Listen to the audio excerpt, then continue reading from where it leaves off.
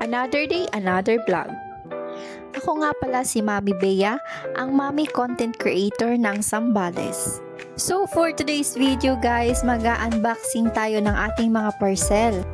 O diba, uma-unboxing na tayo, mayaman tayo mga intay! So alam nyo naman na bilang isang nanay, gusto natin na mapaayos at mapaganda ang ating mga bahay. At bumili nga ako ng tsinelas dyan pero hindi magkasya sa akin. So bali napudpad na naman yun sa nanay ko at napakaswerte talaga ng nanay ko. So second nga na parcel na inopen natin ay itong headphone. Dahil ginagamit ko ito lalo na paggabi nag-edit ako or rumeresbak ako sa mga bahay ng mga ating ka-reels.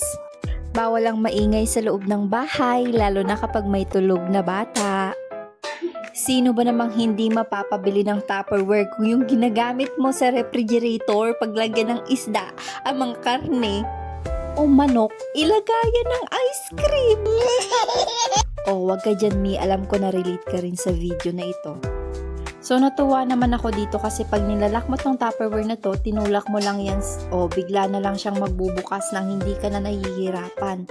So, for the fourth and for the last unboxing, guys, ito ay refrigerator organizer o yung mga vegetable organizer kaya para mas maayos at mas magandang tignan yung mga gulay na binibili ko kapag nilalagay ko ito sa loob ng ref.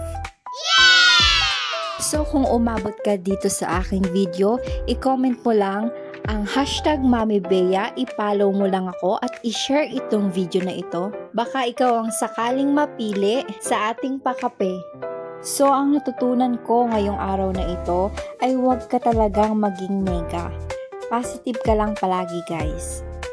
Gawin mo kung ano yung gusto mong gawin sa buhay mo na magpapasaya sa'yo basta wala kang tinatapakan na ibang tao. So, paano? Hanggang dito na lang tayo.